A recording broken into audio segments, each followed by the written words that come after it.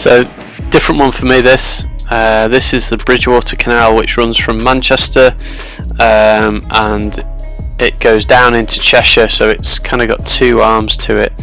It goes to Runcorn and it goes to Lee in Lancashire, so it kind of splits off.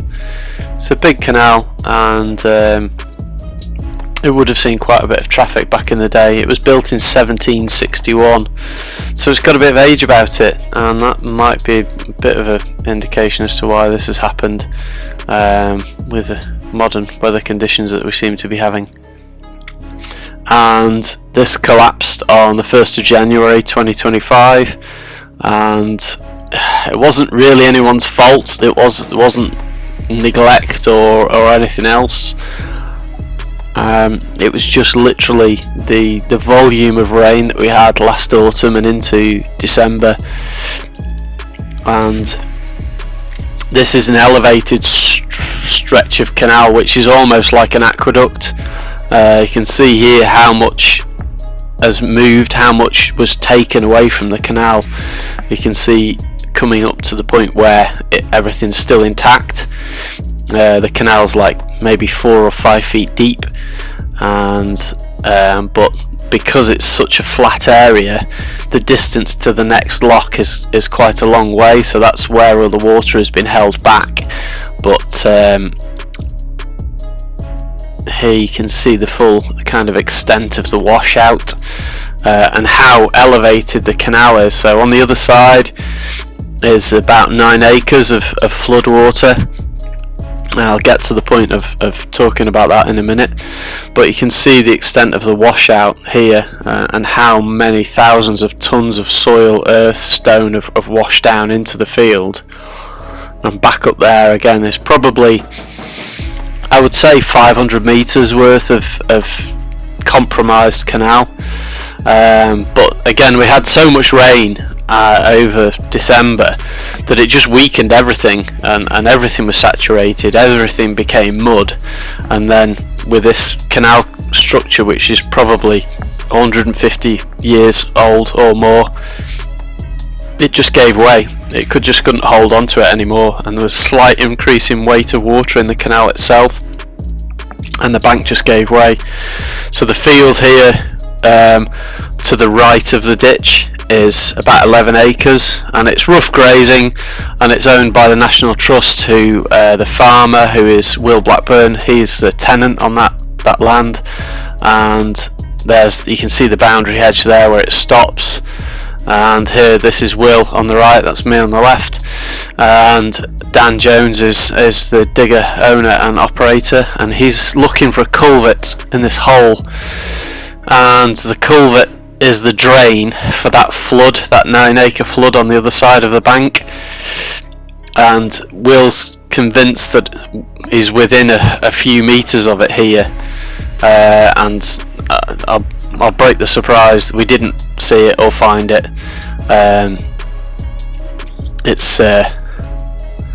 Dan was digging for a while, and you'll see in a second that he came round to this side of the ditch and still couldn't find it. There was water bubbling up there, and we don't know if it was a spring or whether it was part of the culvert, but Will was hoping just to relieve it now that the ditch is dug and clear, relieve that flood water, let it come down, and let it do any more damage that it might do before the field is reclaimed back. That's his thinking, and why he got Dan in to clear the ditch and just to see what they could do. You can see here, I mean, poor old Dan, it must be a bit disheartening to be trying to sort of, like the little boy in the dike, with his finger in the dike, and the aftermath of that. It's tens of thousands of tons worth of sand and debris that's washed down into the field. Will's not sure whether they're going to take it away or whether they'll grade it out into the field and reshape the surface of the field with it and try and incorporate it into the existing soil that's there. Here's where Dan he's moved round and he's kind of dug another inspection hole to try and find this culvert, but he did find some pieces of sandstone in there, but no big surge of water came. So, but looking at the damage further up, the whole drain for that side of the canal could have collapsed, so there's nothing to say that it's still intact. The hope was that it would just relieve the pressure, but he's already been round days before, cleaned this ditch and kind of dug it out in a less refined fashion, shall we say, and then he was going back just to finish off and smooth it out, because it's pure sand. There's 3 or 4 feet of pure sand that's washed down out of the canal base, and it just collapses back into the ditch. You can see the last couple of feet of the ditch there, where it's actually the soil that was there and has been there since the ditch was formed, probably hundreds of years ago, and the problem is the sand just keeps collapsing back into it and refilling the ditch, because there's nothing there to hold it. There's no roots, there's no grass, there's no trees, so that's part of the problem. So he's just kind of doing like a finishing pass on this, try and get it sorted out a little bit. But there's three bodies of organisation that are going to be involved with the sorting out of this, because as we look now to the left, that side of the ditch is United Utilities. They've got a sewage works there. To the right, where the machine is National Trust, and Peel Holdings own the canal, so they're responsible for that. So it's probably going to take them a year to decide who needs to do what and who's responsible for what. But yeah, Dan was kind of doing a bit of a preliminary, get the water off the field and get it moving. He said it's dried out massively since he started. It's when he came down, he had to basically walk to see where it was safe to take his machine, because you couldn't see anything. It was just water and mud everywhere. This is a typical British rural ditch. It's not like what you might see in Germany or the Netherlands or even the USA, where these will be straight to the point. So this is typical rural England. The ditch will follow the boundaries that was set there hundreds of years ago, and the natural flow of the ditch will go around the corners to wherever it's going to get to. Maybe it was straight once, and it's just this is the line that it's ended up taking, but I have no idea about that. But you can see how wet it is here. So the plan was just to get the water off the field, get it moving, get it into the ditch where it should be, and make the field so that it was at least travelable, if that's even a word, with machines that they can eventually come up with a plan to either grade this out up into the field or try and remove it. But it will probably take months and months to remove this volume of soil, because it's going to have to be taken somewhere, goodness knows where.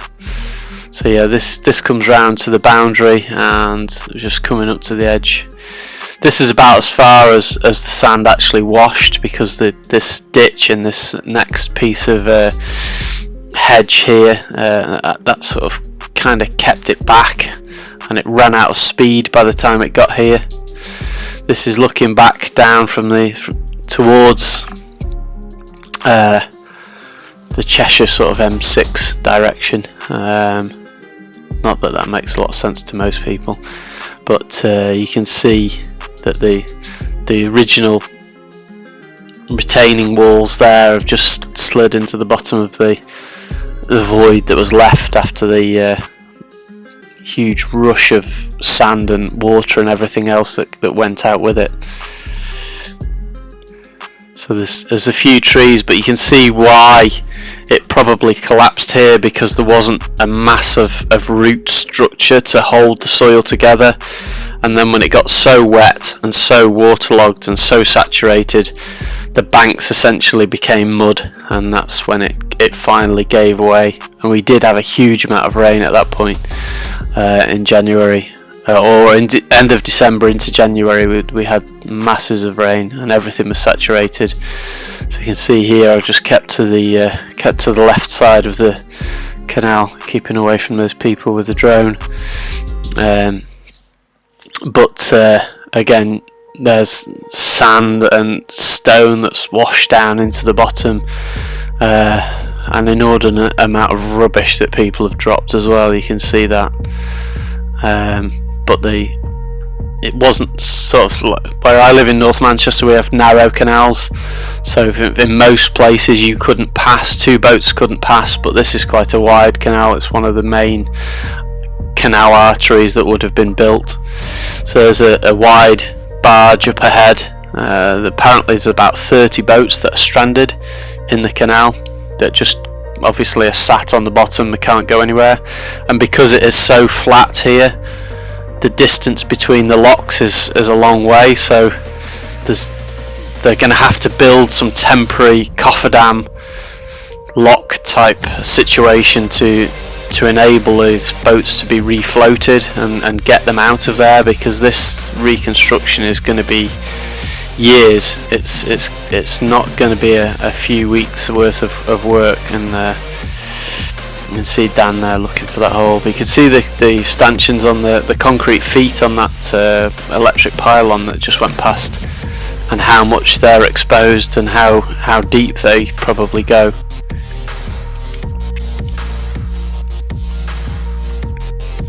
So we got Dan here in the cab on his best behaviour. This is his 14-ton Hyundai excavator. So he's got his straight edge bucket on there. He's probably feeling like he's trying to paint the Forth Road Bridge, because there's just so much material to move. I mean, he's basically found that ditch and dug it out almost from scratch, because it was level. He said it was the ditch was gone, it was non-existent. This is the just a bit further exploration to try and find that culvert that I was talking about, but again, it was built in 1761, so who's to say that it's even intact anymore? And with all the soil and sand and everything that's moved with the canal bank collapse, it may not even be intact anymore. It may have collapsed underneath all that earth. But Will's pretty convinced he's got it located on Google Maps where he thinks the culvert cover is, and he thinks it's there somewhere. But we didn't find it. It wasn't to be found. So there was something hard in the bottom, just to the right where this ditch almost terminates there. There was something there, some big pieces of sandstone, and there was water bubbling up, but not what Will was hoping for, to see a surge and relieve that flood from the field. So it's yeah, maybe hoping that it was still intact, but probably won't. There's Dan having a bit of a feel with the bucket just to see if he could find anything. There was little to no point in him going in there on foot with his spade to try and find anything, because it was just sand and it would have disappeared probably. You can see how it all just collapses every time he moves something. The sand just collapses back in, and yeah, you can just see a little bubble just in almost sort of to the centre of the frame there. There's a little bit of bubbling up, but you know, it's not 9 acres worth and probably thousands of gallons of water. So yeah, Dan, who's just kind of doing a bit of a finishing run on this, as he got the ditch dug out in a speedy fashion to get rid of the water and everything, but as you can see, all the sand just washed back down. So now that it's dried out somewhat, he can do a bit more of a finishing job on that and get that dug out. It will wash back in, it's sand and there's nothing there to hold it, so it will be something that's going to be an ongoing mission just to keep this ditch clear and flowing.